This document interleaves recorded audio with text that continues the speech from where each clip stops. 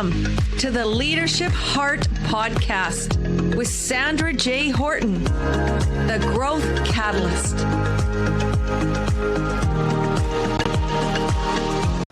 Welcome to the Leadership Heart Podcast. This show we are relaunching. This is where we are bold with innovation meets conscious leadership. I am your host, Sandra J. Horton, and I believe that leadership is not about titles. It's about impact, intention, and the courage to serve others. Thank you for coming live now or on the beautiful podcast later. But on this particular podcast, we are going to go beyond the strategy and surface level success to really have those real and raw and honest conversations with change makers in health and tech, innovation, social impact, and beyond. You will hear from visionary leaders who are truly building organizations that put people first. Leaders who understand in a world powered by technology, it's humanity that must lead the way. And today, if you're ready to truly lead with purpose and power and clarity and heart, you're in the right place. So let's dive in. And today, I am so thrilled to welcome Will Lukang to this podcast. Will is the president of Kairos. I hope I said that right, my friend. Executive programs. He's a CIO. He's a co-founder. He's an award-winning author of The Seeds of Leadership, Nurturing the Leader Within, which launched December 2024. And it is an acclaimed Amazon bestseller. He's an international speaker. He has spoken at the World Leaders Summit. Woo, that's pretty impressive, in Oxford, England. And he is the host of I Will Aim podcast, a 5-star rating with over 76 episodes across 3 seasons, with over 30 years of experience in executive leadership across so many amazing sectors, but particularly in the tech sector. Will brings a unique blend of technical expertise and deep emotional intelligence to everything he does. He is a passionate advocate for ethical AI. Welcome, Thank you Will. very much, Sandra. I'm really honored to be here today to have a conversation with you. Thank you for the opportunity. Well, Will and I, we were fortunate enough to meet with Arafat in the Global Master X Summit, and we just connected. We shared this heart and this passion, and welcome all those who are listening live today, because, we shared this true connection. And what I really appreciated, Will, let's just dive into this right now, because we have so many beautiful areas I want to get into today. Your journey truly spans not only tech, but all the good work you're doing in leadership and coaching and advocacy. So if you were to go within your heart, unpack all of those different areas, what has really helped support you to be the leader, the amazing person that you are today? Wow, thank you for the kind words. I would say it starts with when I was working with my dad in our convenience store.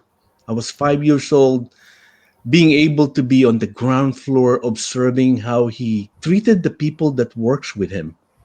I couldn't say work for him because he always worked alongside them. Yeah. He doesn't look at himself as a manager or a boss, but someone that works with them. And being able to observe how he conduct himself and how he cared so much about his people, making sure they eat on time, that their families cared for, and always be there for them and working alongside them, I think was an eye-opener.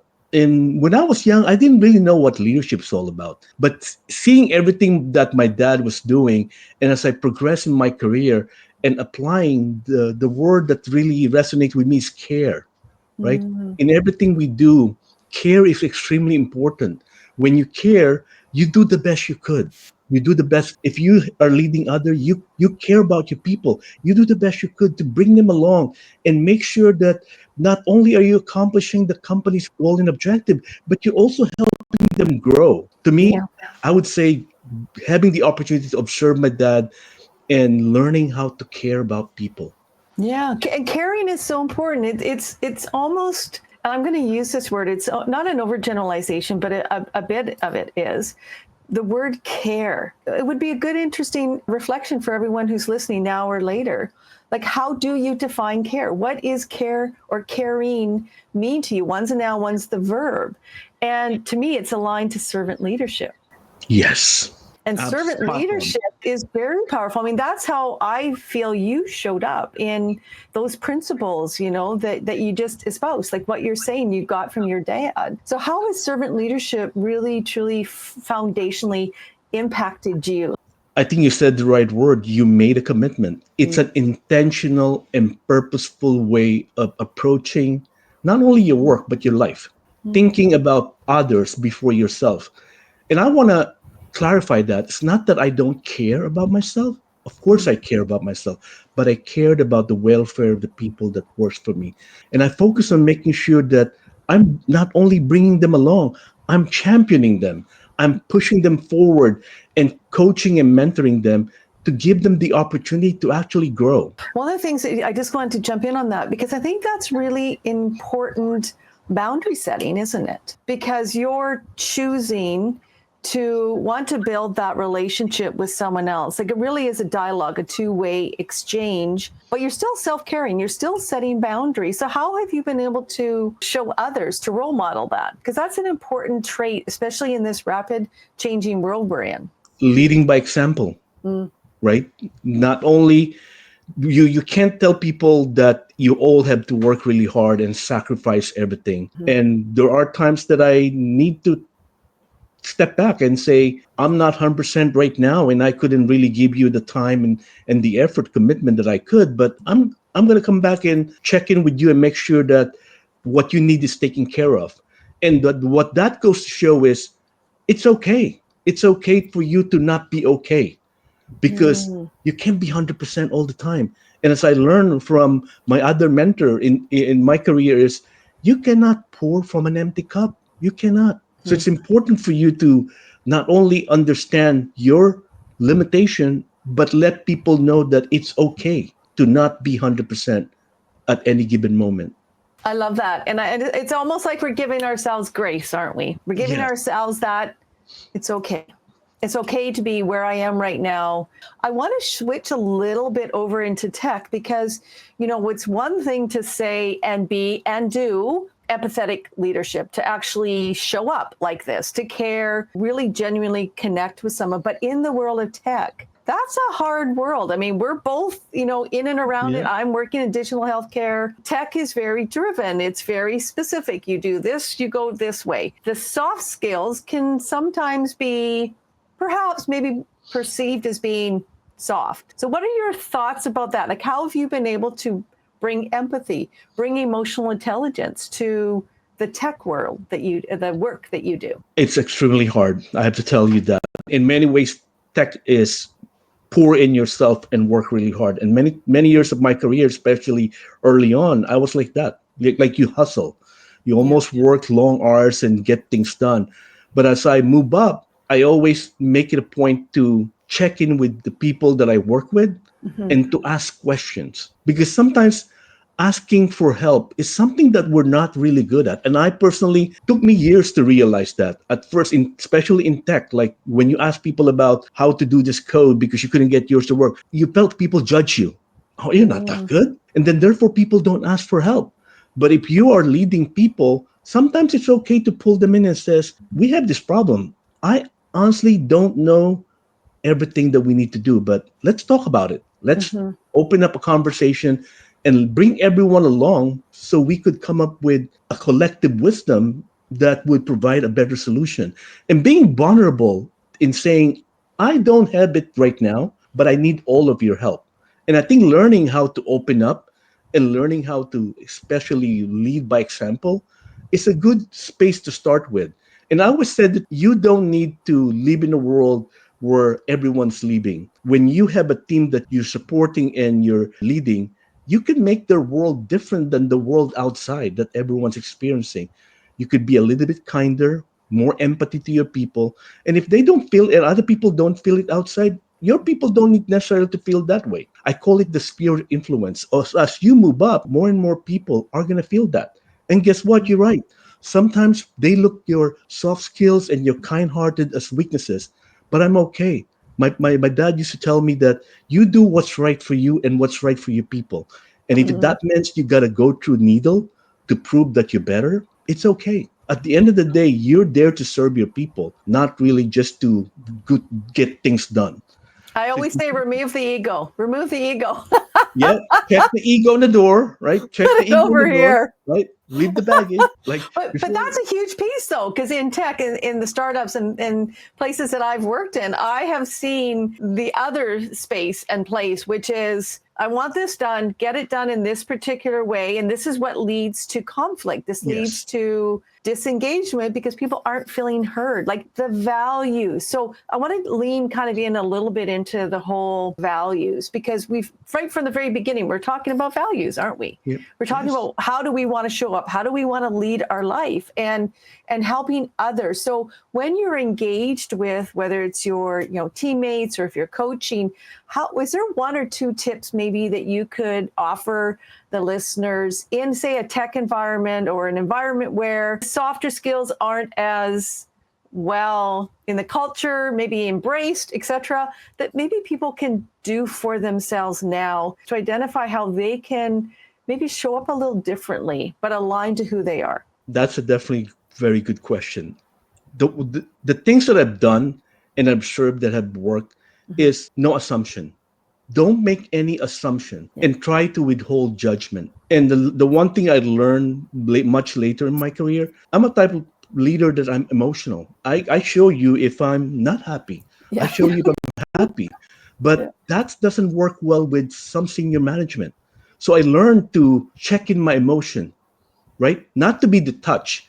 I'm still in the present, but I check in my emotion that if I've started to feel like, oh, I'm feeling emotional about this, I would tell me like myself, count 1 to 10. And they would see me quiet, not responding. So that would look like you're calm. But deep inside, I'm like, whoa, Turning. I'm not, I'm like a duck, like kicking and kicking, right? Legs are But going. learning that to check in your Yeah. emotion and not get triggered by what people say, extremely important and powerful over the course of your career. Like I said, I wish I learned that. I probably learned that last 15 years ago. But before that, Yeah. I get triggered. It's like you say something and I didn't like it, you can see my face, like bad. But Yeah. Yeah. that's what bringing your whole self to work is. Therefore, it's also important for you, for your own self care, to learn how to distance yourself Mhm. and check that emotion and say, hey, I think I'm getting triggered by this, but let me count 1 to 10 and not Yeah. respond. And before you know it, you count 1 to 10, the whole thing is diffused. We're working with this new world with the technologies, and our ultimate goal is to have the AI as our beautiful tool. It's a tool to support humanity. Obviously, humanity is the center of all things. Do no harm, do good, help support others. So, how have you been embracing AI? How are you bringing it into your workplace? What are you finding that's working well? Because that's an important piece I wanted to kind of add into this whole discussion around values and leadership and using the new technology. It's human plus AI. It's Mm-hmm. not just AI. And AI is here to stay. As a leader, we need to show our people that we are learning. We're not just asking them to do things and explore a new opportunity and use the new tool set, but we ourselves need to model the way. I personally use AI a lot to review what I'm doing, to give me feedback. I use Perplexity for researching. I found it to be very effective, giving me point blank, like facts that I could verify, right? And fact Mm-hmm. check. And I used Grammarly early on in my career to start reviewing what I'm writing and says, oh, that doesn't look right. Like, how do you edit it? And Mm-hmm. I use like even like ChatGPT to say, here's what I wrote about what I want to do. Give me feedback. Yep. Don't start with nothing and go to use AI and say, write me an email to this person and use that cut and paste. Not good. We should be using AI as a way to enable us, as a way for us to be more efficient. But as a leader, you need to model the way. You need to talk to people about being responsible about using AI, ensuring that what you're developing is safe, right? Mm-hmm. And it has no bias, and it's actually protecting the data privacy of your client. I think all of those a leader need to be talking to their people about it, and not let them hear it from other people and other people outside the company. Yeah. Because at the end of the day, as a leader, it's our job to work together and come up with an AI strategy. What are we going to use AI for? And many companies I notice they're chasing the next shiny object. Oh, they're Yeah. doing that. Company X is doing that. That's not going to help your organization. You're going to end up chasing tools, and that's going to cost you more money and more churn. So you need to sit down and think about what's your AI strategy. Why do we want to use AI? What are we going to use it for? And how does it tie to our mission and vision? And I talk to people a lot about this because it's important for you to lead at the forefront and not just tell people what to do and expect some miracle to happen. Without human, AI is only going to do certain things. So if Yeah. you don't have the right people leading the effort, you're going to end up with the result that you don't want. And I think that's a really key piece for the Leadership Heart podcast in this relaunch. Ultimately, it is the leader's responsibility. Yes. Like how you show up as a conscious leader. This is what really like I get so passionate about is awaken to yourself. Like know who you are and understand your values, understand perhaps like as well your beliefs. Like how do you actually look at new technology? Do you want to be at the forefront or are you perhaps more leery? Like there are some unconscious bias that we have been pre-programmed with that we bring to our everyday leadership. And we need to stop, as you've said earlier, we need to evoke our observer, look at ourselves, take a breath, breathe in, but we have to anchor it in who we are, emotionally intelligent. So let's go into a situation because I know that you have so much situations. You were leading the change in computer world. Now you're leading the world with AI and technology and integrating, working with organizations. How are you managing the drive? I call it velocity, the motivation. We have to get ahead. We've got to get on this. We've got to jump. You talked about a strategy. How do you work with teams to really give that balance back to we need to be clear, we need to do our vision and our mission, but we have to align to our values versus let's go and get it done and only look at outcomes and output? I think starts with a conversation. Starts with a conversation with leaders. I know you're very active with AI. I'm part of AI 2030 initiative. Our mission is to make sure that AI is good for human. It's good for all. Focus on responsible AI. Having those conversations with people is extremely important. Going out of your way to talk to people about what are they doing and how they're using AI and making sure those conversations happening. And then for those people who are afraid because they people talk about AI is taking your job, AI is going to do this, AI is going to do that.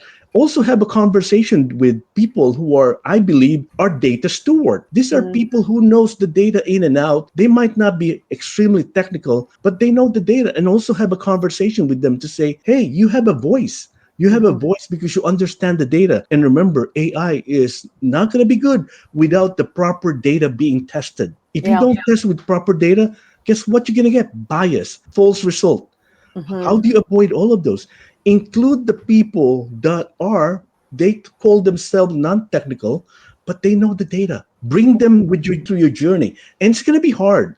There's going to be a lot of people saying other things or maybe naysayer, but show results. Take baby steps into where you need to be. Don't go with a big bang approach. Don't follow what everyone's doing. Understand what value does it bring to your business. Yeah, and I think, Will, that's a really important piece is, again, you have to anchor within yourself as that leader. If perhaps you're running the organization or in a leadership position, being very clear on what would success look like. Yes. Is there a win-win-win for not only your organization, but for, individuals, for the society, for the larger good? I think the reframe around CSR work is really important right now, the corporate social responsibility, because anything and all things that we do is going to have an impact. Like we're always creating impact on our systems that we're creating. So if we're creating these new technologies and these new systems that are only focused on efficiency, and this is what I have been seeing. It's like, okay, I've got all these, as we call them, the KPIs. We've got all these measurements. We have all these metrics. We want to evaluate, particularly in healthcare. But there's one piece that's kind of missing is where's the patient, like not only patient safety, but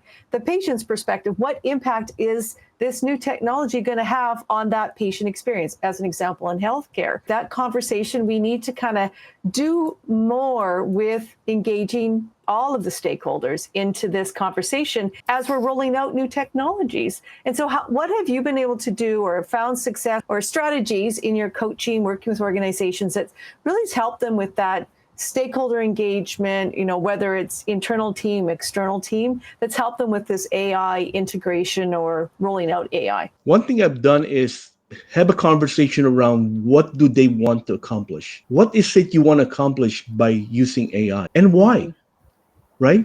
Because it makes them think through the value or the purpose of what they're doing it. And then I bring them to a conversation to discuss two key topics on AI: accessibility and inclusivity. Internet boom Yeah. create a digital divide. AI advancement hopefully is going to create social divide. There are people who have no access to AI and learn AI. I want every company to part of their CSR to invest money in letting other people get access to learning AI. So this way we could bring them along. If we don't do anything, the social economy is going to be very different.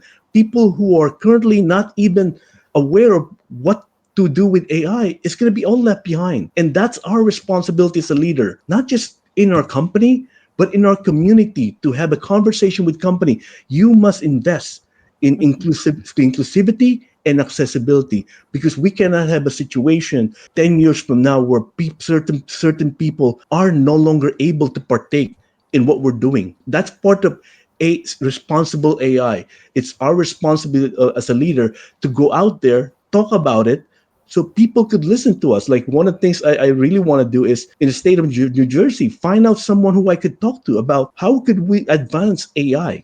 To actually do the work rather than just sitting on the sidelines and watching it happen, perhaps just putting the blinders up and saying, oh, that's not in my purview. It's your people that's going to be impacted at some point. And, it's interesting because when we look across the generational divide, being, someone more in the boomers over here, I'm just so excited. This new wave, like, we are disrupting the whole way we do things. It's like when the first computers came out. Well, we talked about that earlier. This is a disruptive environment that we find ourselves. And for me, I love to tap into you. If your mindset, I think a mindset is the most important thing any leader can have. In your experience, if you were going to share with those who are listening now or on the podcast later, what kind of mindset do you need to have in order to fully implement an AI strategy that's going to be successful? I would say start with a growth mindset and be willing to ask questions, because we don't have all the answer. There are people who are not comfortable in that. We need to show that we could ask the question when it needed to be asked. We also need to be able to yield to other people who knows it better than we do and be comfortable with it. Certain people know this topic better than I do.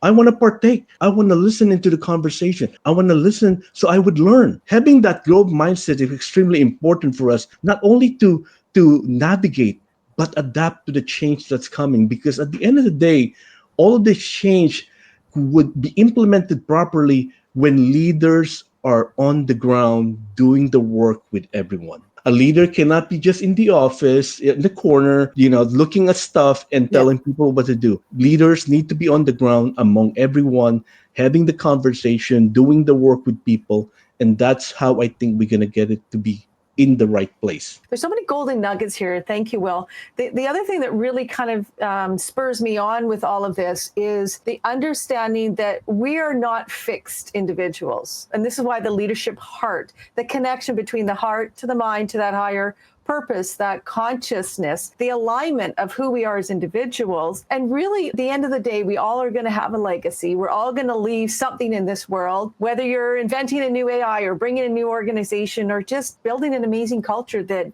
supports humanity, through AI. If you were to, put yourself forward, pace yourself in the future, what would your legacy be? I don't know. That's a tough question. I'm not really thinking about my legacy. If I have to pick one thing, and I want people to remember me as someone who cared about them, regardless of what technology they're working on, regardless of what situation, someone who go the extra mile to help people. We're starting to think about ourselves, and to be someone that, in spite of you facing some challenges yourself, you still have an open heart. Like I love the word heart in your title, right? Leadership heart, to actually spend time with other people, because I do believe that no matter how bad your situation is, there's always other people in even tougher situation than you do. So if I want to be remembered, a leader who cares. And you're demonstrating that. You are role modeling that every single day. And, in your great book, and I'm going to bring it up here because it's important, right? Like your contribution to this world is incredible. Now, I'll talk about your podcast in a second, but the seeds of leadership, nurturing the leader within. And really, when you get into technology, get into the leadership part, you get into all of these different areas, it all comes back to that, doesn't it? It's from within to change to without. Are there any golden nuggets that's aligned to this conversation today? Because that's really also part of your legacy, Will. So I'd love for you to share a little bit about your book. Thank you. Thank you for the opportunity.